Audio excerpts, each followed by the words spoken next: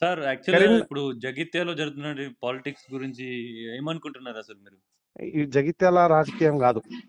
జగిత్యాల నుంచి జమ్మూ నుంచి కాశ్మీర్ నుంచి మొదలు పెడితే కన్యాకుమారి వరకు, అటక్ నుంచి మొదలు పెడితే కటక్ వరకు. హ్మ్. నేను ప్రస్తుతం అంటే మీరు మా అడగదలుచుకున్న ప్రశ్న అయితే కేవలం పార్టీ ఫిరాయింపులు, తర్వాత ఒక పార్టీలో గెలిచిన వాళ్ళు ఇంకో పార్టీలో ఏరుడు. హ్మ్. ప్రస్తుతం జీవన్ రెడ్డి గారికి సంజయ్ కుమార్ గారికి జరుగుతున్న గొడవ అదే. నిన్న పాడి కౌశిక్ రెడ్డికి సంజయ్ కుమార్ జరిగిన గొడవ అదే. పాడి ఓకే. కౌశిక్ రెడ్డి క్వశ్చన్ అడిగిండు హ్మ్. సంజయ్ కుమార్, నీది ఏ పార్టీ? అవును సార్. నేను అడుగుతున్నా, 2014లో నిర్మల్లో బహుజన్ సమాజ్ పార్టీ బీఫామ్ మీద గెలిచినటువంటి ఇంద్రకరణ్ రెడ్డి తదనంతర పరిణామాల్లో అప్పటి టిఆర్ఎస్, ఓకే. ప్రస్తుత బీఆర్ఎస్, అప్పటి టిఆర్ఎస్ లో గెలిచి మినిస్టర్ అయింది కదా. అవును. అప్పుడు ఇంద్రకరణ్ రెడ్డి ఏం పార్టీ? అప్పుడు రెండు బీఎస్పీ నుంచి పోటీ చేసిండు. బిఎస్పీ బీఫామ్ నుంచి పోటీ చేసిండు. సిర్పూర్ నుంచి కోనేరు కోరప్ప, నిర్మల్ నుంచి ఈయనే. వీళ్ళు అప్పుడు కాంగ్రెస్, అంతకుముందు కాంగ్రెస్ పార్టీ టికెట్ ఇవ్వకపోతే బీఎస్పీ బీఫామ్ తెచ్చుకున్నారు, పోటీ చేసి గెలిచిండు. తర్వాత ఇద్దరు మళ్ళీ టిఆర్ఎస్ లో పోయింది. వాళ్ళది ఏం పార్టీ అప్పుడు? నెంబర్ 1. మరి టిఆర్ఎస్ లో మినిస్టర్ ఎట్లా అయ్యిండు? ఇది.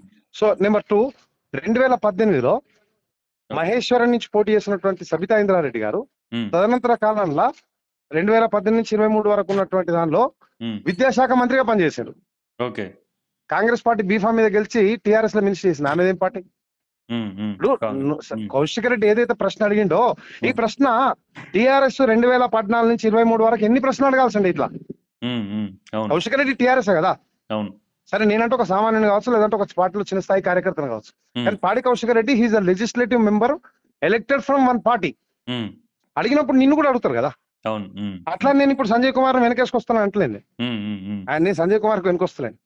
ఈ క్వశ్చన్ ఎప్పుడు స్టార్ట్ అయిందంటే వినీత్, 1991లో పివి నరసింహారావు గారు, చాలా మంది రాజకీయ జ్ఞాని, మన తెలుగోడు కాబట్టి గొప్పోడు అంటారు కాబట్టి, చచ్చిపోయిన వాళ్ళందరూ గొప్పలు కాదు. I'm very sorry.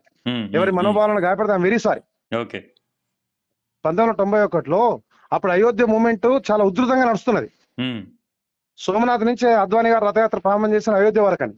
మధ్యలో సమస్తీపూర్ లో లాలూ ప్రసాద్ యాదవ్ అరెస్ట్ చేసిండు. అరెస్ట్ చేసినాక జరుగుతున్న ఎన్నికలు బీజేపీకి ఇట్లా ఫుల్ స్వింగ్ ఉన్నది. ఎట్టి పరిస్థితుల్లో అద్వానీ ప్రైమ్ మినిస్టర్ అవుతున్న కాలంలో మే 21 అంటే ఇంకా జూన్ లో 13 నాడు ఎన్నికలు, మే 21 నాడు సిరిపెరముదూరులో రాజీవ్ గాంధీని చంపేస్తారు ఎల్టీటీ వాళ్ళు. ఆ సానుభూతిలో కాంగ్రెస్ పార్టీకి అంత సానుభూతిలో వచ్చిన సీట్లని తెలుసా వినీత్? 220. అంటే మ్యాజిక్ ఫిగర్ కి 50 తక్కువ. బీజేపీకి ఏమో 180 వచ్చినాయి. కానీ ఈ అప్పుడున్నటువంటి అంటే అప్పుడు కట్టర్ హిందుత్వం, అసలు బీజేపీ అప్పుడు ఒక రకంగా సొసైటీలోకి వచ్చింది రామ మందిరం గురించి. కాబట్టి మిగతా పార్టీలు సపోర్ట్ చేయలే, కొన్ని పార్టీలు వెనుక సపోర్ట్ చేసినాయి కాబట్టి పివి నరసింహారావు ప్రైమ్ మినిస్టర్ అయ్యిండు. 220 మంది మైనార్టీ ప్రభుత్వాన్ని 5 ఏళ్ళు నడిపిండు. ఎన్ని పార్టీలు గెలిచిండు తెలుసా? మన దగ్గర అప్పటి ఉమ్మడి ఆంధ్రప్రదేశ్ లో తెలుగుదేశం పార్టీ గెలిచిన భూమా నాగిరెడ్డి, ఆదిలాబాద్ ఐ థింక్ మన మధుసూదన్ రెడ్డి కావచ్చు, వారి పేరేదో ఉంటది కానీ ఆదిలాబాద్ లో గెలిచిన ఎంపీని, వీళ్ళందరూ తెలుగుదేశం పార్టీని నిట్టంలో ఏల్చి కాంగ్రెస్ లో చేర్చుకున్నాడు. పివి నరసింహారావు. నేను చెప్తున్నా, నువ్వు చరిత్ర తీసుకొచ్చి చూడు. పివి నరసింహారావు తెలుగుదేశం పార్టీని, జార్ఖండ్ ముక్తి మోర్చా కేసు తెలుసు కదా నీకు, మొన్న నడిచింది అది. పివి నరసింహారావు చనిపోయినాక ఆ కేసును అబెట్ చేసిన, అంటే చనిపోయిన వ్యక్తి మీద కేసు క్లోజ్ చేస్తే అబెట్ అంటారు దాన్ని చట్ట ప్రకారం. నేను అడ్వకేట్ చెప్తున్నా. పివి నరసింహారావు మీద కేసు అయిపోలే, జేఎంఎం పార్టీని చీల్చినటువంటి కేసు అయిపోలే, అది నడుస్తున్నాక పెద్ద మనిషి చనిపోయాడు. జేఎంఎం చీల్చిండు, శివసేనని చీల్చిండు, తెలుగుదేశం పార్టీని చీల్చిండు, ఇంతమందిని చీల్చి నడిపించినటువంటి పివి నరసింహారావు ఈ యొక్క ఫిరాయింపులకు ఆద్యుడు కాదా? కాబట్టి కౌశిక్ రెడ్డి వాళ్ళు అడిగిన ప్రశ్న కావచ్చు, వీటికి రాజ్యాంగంలో స్కోప్ లేదు అంటున్నాను. స్కోప్ లేదు, ఎందుకంటే నీకు ఈ ఏమంటారు, ప్రజాప్రతినిధుల ఫిరాయింపుల నిరోధక చట్టం అని ఒక చట్టం ఉంది. ఆ చట్టం ప్రకారం ఒక పార్టీ నుంచి గెలిచిన వాళ్ళు ఇంకో పార్టీకి పోవాలంటే మినిమం 1/3 కన్నా ఎక్కువ పోతేనే ఆ ఫిరాయింపులు చెల్తాయి అని. ఎందుకు పోవాలి 1/3 కన్నా ఎక్కువ అంటున్నా నేను. చట్టంలో క్లియర్ గా నువ్వు పలానా XYZ పార్టీ నుంచి గెలిచినావు కాబట్టి నీకు నచ్చకపోతే నీ శాసన సభ్యత్వానికి కానీ, నీ పార్లమెంట్ సభ్యత్వానికి కానీ, నీ కౌన్సిలర్ దానికి కానీ రాజీనామా చేస్తేనే నువ్వు వేరే పార్టీలో పోవచ్చు అనేది లేదు. కాబట్టి ఆ స్కోప్ లేదు. కౌశిక్ రెడ్డి గారు క్వశ్చన్ అడిగేయడానికి లోకస్ స్టాండి అంటే ఏమంటారు, దెర్ ఇస్ నో స్కోప్. తెలుగులో నాకు 100% వర్డ్ వొకాబులరీ వస్తలేదు, కానీ ఆ ప్రశ్న అడగడానికి స్థానం లేదు రాజ్యాంగంలో. నువ్వు ఏ పార్టీ అని అడిగడానికి రాజ్యాంగంలో ప్లేస్ లేదు. క్రిస్టల్ క్లియర్ కనిపిస్తున్నాయి. 1991 దగ్గర నుంచి మొదలు పెట్టుకుంటే ఇవాళ వరకు భారతదేశ రాజకీయాల కాశ్మీర్ నుంచి కన్యాకుమారి వరకు, కటక్ నుంచి కటక్ వరకు అనేక ఫిరాయింపులు కనిపిస్తుండగా సంజయ్ కుమార్ పట్టుకొని ఇది ఏ పార్టీ అంటే okay. Sanjay Kumar question answer మీరేమనుకుంటున్నారు? ఇప్పుడు కౌశిక్ రెడ్డి చేసి కరెక్ట్ అనుకుంటున్నారా లేదంటే సంజయ్ కుమార్ గారు కాదు. నేను అనేది ఏంటంటే ఏ పార్టీ అయినా ఏ వ్యక్తి అయినా అది చివరికి నా పార్టీ చేసినా సరే ఏ పార్టీ అయినా ఏ వ్యక్తి అయినా ఒక చట్టం రావాలనేది ఒక సామాన్యంగా నా డిమాండ్. ఇక్కడ నేను సంజయ్ కుమార్ జీవన్ రెడ్డి ఇష్యూ కాదు ఇక్కడ. What my demand as a common voter గా ఒక పార్టీ నుంచి గెలిస్తే నువ్వు ఆ పార్టీనే ఉండాలి. ఒకవేళ కాదంటావు, ఇప్పుడు చట్టంలో ఒక భార్యకు భర్తకు ఒక మొగాయన కావడానికి పెళ్లి అవుతుంది వినీత్. వాళ్ళు వేరే పెళ్లి చేసుకోవాలంటే కోర్టు పోవాలి, విడాకులకు అప్పలే చేసుకోవాలి, కోర్టు విడాకులు ఇస్తే వేరే పెళ్లి చేసుకోవాలి. అవునా? అవును. లేకుండా వేరే వాళ్ళతో ఉంటే అది నేరం. నేనేమంటున్నా చట్టంలో ఇట్లాంటి రావాలి. నీకు మంచో చెడో ఒక పార్టీ నచ్చింది, నీకు ఆ పార్టీ టికెట్ ఇచ్చింది, ఆ పార్టీ నుంచి గెలిచినావు, ఇష్టమైతే ఆ పార్టీలో ఉండు. నీకు ఆ పార్టీ విధానం నచ్చలేదు లేకపోతే ఇంకోటి నచ్చింది, రాజీనామా చేసి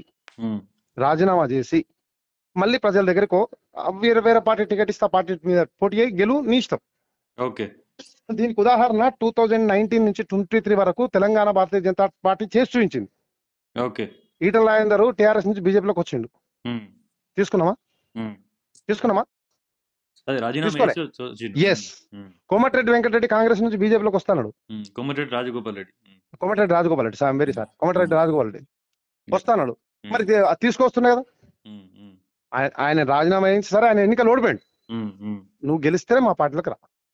ఈ సిస్టమ్ అనేది ఇది భారతీయ జనతా పార్టీ చేసి చూపించింది ఒక ఎక్స్పెరిమెంట్ లాగా, కానీ చట్టంలో స్కోప్ లేదు అంటున్నా నేను.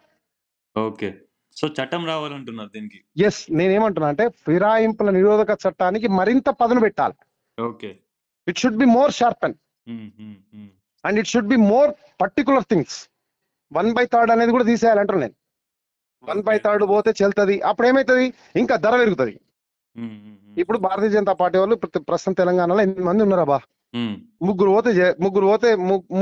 పోతే చెల్తుంది అని అనుకో, వీళ్ళకి ధర పెరుగుతుంది. అప్పుడు ఏమైతుంది, హార్స్ ట్రేడింగ్ అవుతుంది. అప్పుడు ఇట్ బికేమ్ హార్స్ ట్రేడింగ్. అప్పుడు ఏమైతుంది, ఇంకా కొనుగోలు అంగట్ల పశువుల్ని కొన్నట్టుగా అవుతుంది. నీకు 50 కోట్లు ఇస్తాం, 100 కోట్లు ఇస్తాం, ముగ్గురు కావాలి కదా. ఇద్దరు వచ్చిండు, ఇంకోటి వస్తలేడు. అప్పుడు ఏమైతే మనకి రేటు పెరుగుతుంది. ఒక్కడు గాని, ఇద్దరు గాని, ముగ్గురు గాని. అసలు ఒక పార్టీ నుంచి గెలిస్తే ఇంకో పార్టీకి పోయే అవకాశం లేకుండా చట్టం తీసుకురావాలనేది ఒక సాధారణ ఓటర్ గా నా డిమాండ్. ఇక్కడ కౌశిక్ రెడ్డి అడిగిన ప్రశ్నకు సంజయ్ కుమార్ ఏం చెప్తున్నా, సంజయ్ కుమార్ ఏమన్నా దానికి కౌశిక్ రెడ్డి ఎట్లా రెస్పాండ్ అవుతున్నా, it is not none of. ఇప్పుడు అడగడానికి స్కోప్ లేనప్పుడు ఎట్లా అడుగుతావు ఆయన? Correct sir. సార్ ఒక క్వశ్చన్ సార్. ఎస్ సార్, ఇప్పుడు ఇంత జరుగుతుంది జగిత్యాల రాజకీయంలో, అంటే ఇప్పుడు ఈ జరిగే అంశం అన్నిటిని బేస్ చేసుకుంటే ఇక్కడ అంటే ప్రజల దగ్గర ఎవరికి లాభం జరుగుతుంది అనుకుంటున్నారు? ప్రజలతోని నాయకులకు లాభమా, నాయకులతో ప్రజలకు లాభం? ఇప్పుడు ఈ జరిగే సంఘటన వల్ల అంటే ప్రజల్లో ఎవరికి ఒక అడ్వాంటేజ్ మారుతుంది అని నాకు తెలిసి ప్రజలలో ఎవరికి అడ్వాంటేజ్ లేదు. ఈ ఇష్యూలు అందరూ గమనిస్తున్నారు, అందరికీ అర్థమవుతున్నది. ఈ ఇష్యూలో సంజయ్ కుమార్ గారు ఎందుకు పార్టీ మారినరు, లేకపోతే సంజయ్ కుమార్ గారు జాయిన్ అయ్యడం, సీనియర్ నాయకులు జీవన్ రెడ్డి గారు ఏ విధంగా రెస్పాండ్ అవుతున్నారు. ఇప్పుడు జీవన్ రెడ్డి గారు రెస్పాండ్ అవుతున్నారా? నేను ఒకటే స్టేట్ క్వశ్చన్. జీవన్ రెడ్డి గారు చాలా రాజకీయంగా అనుభవం ఉన్న వ్యక్తి, ఒక సీనియర్ న్యాయవాది, మా అందరికి చాలా సీనియర్ న్యాయవాది. ఇప్పుడు కాంగ్రెస్ పార్టీ 119 ఎమ్మెల్యేలు తెలంగాణ మొత్తం మీద ఉన్నారు. 119 ఎమ్మెల్యేల నాయకుడు ఎవరు? సీఎం. అవునా? రేవంత్ రెడ్డిని చేసుకున్నది ఎవరు? సీఎం. నీ పార్టీ కదా. అవును. You are challenging your own party's decision. నేనేమంటున్నా, ఒక పార్టీ కార్యకర్తగా మీ పార్టీ నిర్ణయం నచ్చకపోతే ఎందుకు బయటకు వస్తలేరు, ఎందుకు వేలాడుతున్నారు? ఇది డ్యూయల్ స్టాండర్డ్ కాదు అంటున్నాను. నీ పార్టీ నిర్ణయం నచ్చట్లేదు వినీత్, ఏం చేయాలి? నీ నాయకుడే ప్రస్తుతం తెలంగాణలో పార్టీలు సుప్రీం ఎవరంటే రేవంత్ రెడ్డి కదా. మరి ఆయనే కండువా కప్పిండు, మీకు నచ్చలే, మిమ్మల్ని అడిగి చేసినా అది మీ పార్టీ ఇంటర్నల్ ఇష్యూ, మాకు సంబంధం లేదు కదా. అది మీ అంతర్గత వ్యవహారం. మిమ్మల్ని అడిగినరా, అడగలేదా, అడిగితే ఎందుకు అడిగినరు, అడగకపోతే ఎందుకు అడగలేదా, అంతా మాకు సంబంధం లేని విషయం. ఒక రేవంత్ రెడ్డి గారు ఒక సీఎం స్థాయిలో ఉన్నటువంటి వ్యక్తి నచ్చిండ్రు, జీవన్ రెడ్డి గారికి నచ్చలే, ఇమ్మీడియట్ ఎందుకు రిజైన్ చేస్తలేరు? ఢిల్లీ బుజ్జగిస్తాను, ఢిల్లీ అంటే బుజ్జగించాలని కోరుకుంటున్నారు. దీన్ని లేకపోతే దీన్ని అడ్డం పెట్టుకొని ఇంకేదన్నా ఎమ్మెల్యే కోటాలో ఎమ్మెల్సీ, హ్మ్. అర్థమైతే ఎమ్మెల్యేల కోటాలో ఎమ్మెల్సీ రావడానికి ఇదేమన్నా బ్లాక్ మెయిల్ చేయడమా? ఓకే. నేను ఏమంటా, మీకు నచ్చలేదు స్విచ్ విత్ దట్ పార్టీ, మీరు రాజీనామా వాళ్ళ మొహాన కొట్టి మరి జనాలకు వస్తే అప్పుడు మీకు హీరో అవుతుంది. అర్థమైందా?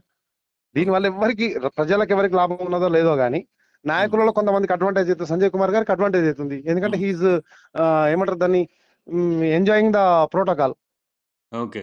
జీవన్ రెడ్డి గారికి నష్టం అవుతుంది పాపం, వారికి అధికార పార్టీలో ఉన్నప్పటికే గానీ ప్రోటోకాల్ అని తిట్టబోతున్నది.